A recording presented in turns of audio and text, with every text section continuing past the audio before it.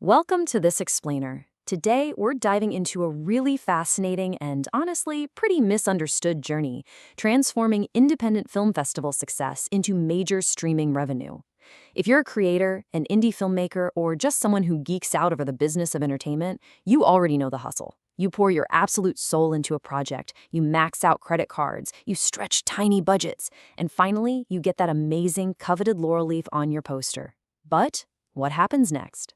Today, we're going completely under the hood to see exactly how that massive leap is made from a small festival screening room to the digital screens of millions worldwide. To figure this out, we've got this really comprehensive visual blueprint directly from the Shortfundly OTT marketplace. We're going to use this to break down exactly how festival achievements actually get monetized. Because this isn't just a fun promotional poster, it's a literal roadmap. It maps out the exact ecosystem that bridges the huge gap between making independent art and actually getting it commercially distributed. So, let's deconstruct this piece by piece so you can really get a feel for the mechanics of film monetization in the modern streaming age. Section 1, the post-festival dilemma. Let's talk about what happens the morning after the festival. We really need to set the stage here, because getting into a festival is usually the highest emotional peak for any creator. You've got the selections, the applause, the amazing networking, and of course, the awards. But that recognition kind of masks a very quiet, stressful reality that hits right after the festival packs up. Your film has won hearts, sure, but as this tagline perfectly points out, the art of filmmaking eventually has to meet the business of filmmaking. Winning hearts is incredible for your soul, absolutely, but it doesn't exactly pay back your investors or fund your next shoot, right? There is this huge, distinct wall between critical acclaim and actual commercial viability. And that brings us to the ultimate dilemma, the core question every single independent filmmaker has to face once the applause fades. You've won the award. Now, how do you get paid? It sounds a little blunt, I know, but it's literally the most vital question in the industry. The traditional Hollywood distribution models are usually slammed shut for independent shorts and indie features. You've got a proven, amazing product, but you desperately need a storefront. Section 2, the 5-step revenue path. Here is how we bridge that gap. To get across that divide, Shortfundly outlines a very specific, standardized pipeline. It's actually fascinating how they've taken what is usually this confusing, closed-door industry secret and broken it down into 5 deliberate steps. Step 1 is win and shine, so getting selected and winning at festivals.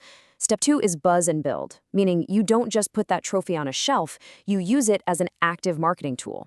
Step 3 is submit, where you formally present your vetted project. Step 4 is get distributed, where their team steps in to negotiate for you. And finally, step 5 is earn and grow, which is where the global revenue actually starts hitting your bank account.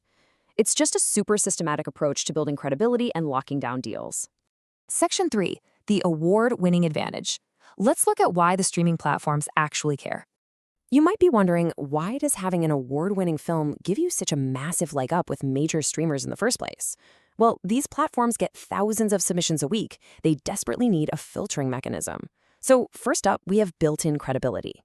The data shows that awards basically act as a VIP badge of trust. When a jury of industry pros has already said your film is great, the platform's perceived risk drops to almost zero. You're a critically acclaimed asset, and that credibility gets your foot firmly in the door. Second, we're looking at higher visibility. The buzz you generate from a successful festival run naturally translates into more potential audience views. And look, streaming platforms are fundamentally run by algorithms. If your film brings its own built-in audience, a lively social media presence, and some solid press coverage from your festival wins, you are feeding that algorithm right from day one. More buzz objectively leads to more views. Third, and this is where the business side really gets fun, better deals. Your accolades give you way stronger negotiation power and proven value when you're trying to nail down distribution agreements. Think about it. If you walk into a negotiation with a film that has zero track record, you basically have to take whatever deal they hand you. But if you walk in holding Best Picture or Best Director from a respected festival, the entire dynamic flips. You've got leverage, and that translates directly into better financial terms, higher licensing fees, or a much better revenue split. And fourth, We have global reach. This brilliantly highlights what OTT platforms are really searching for. They are incredibly hungry for impactful stories that have a proven ability to resonate with audiences all over the world. If your film performs beautifully at international festivals, it proves that its themes transcend borders and languages. It basically screams to the platform that your story has universal appeal, making it a super valuable asset for their global subscribers. Section 4. The Global Streaming Destination. So where is your film actually going? Once you navigate this whole ecosystem, what is the final storefront? Well, your ultimate destination includes some of the most massive OTT platforms on the planet. We're talking heavy hitters like Prime Video, Netflix, Disney Plus Hotstar, Z5, Sony Live, and Voot. Suddenly, your indie project is sharing digital shelf space with multi-million-dollar blockbusters. It totally democratizes who gets to watch your movie. Your film is accessible to someone sitting in their living room half a world away, right next to the biggest shows on TV. The primary goal here is all about scale, maximum reach, and maximum returns. It's a pretty simple equation when you think about it. By placing your proven, award-winning film onto platforms that already have millions of daily active users, you multiply your revenue potential exponentially. But how realistic is this, really? Let's check out the hard numbers behind Shortfundly's marketplace to see just how battle-tested this pipeline is. Over 500 films have successfully been distributed through this exact pipeline to date. That's huge. This isn't just some theoretical model or a pilot program they're testing out. 500 distinct projects have gone from the festival circuit through the negotiation phase and right onto people's screens. That number represents a massive amount of accumulated industry data and real, proven success. And this massive reach is made possible because they have active partnerships with over 150 different OTT partners. Why does that matter? Because let's be honest, not every film belongs on every single platform. Having 150 different avenues means that whether your film is a super niche documentary, an avant-garde thriller, or a heartwarming family short, there is a specific targeted digital home that caters exactly to your audience. Plus, this entire ecosystem is backed by 100% dedicated support, and this is absolutely vital. Navigating licensing agreements, digital rights management, and global streaming payouts is incredibly complex. It's a headache. Having 100% dedicated support means filmmakers are guided through every single dense negotiation. It lets you focus on what you actually do best, creating incredible art, while the platform handles all the heavy legal and financial lifting. So as we wrap up this explainer, I really want you to remember this core philosophy from the blueprint. Your awards are just the beginning.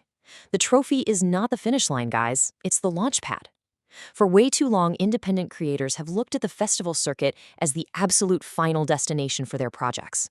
But in today's digital streaming economy, those accolades are really just the fuel you need to launch your film into true commercial success and massive global visibility.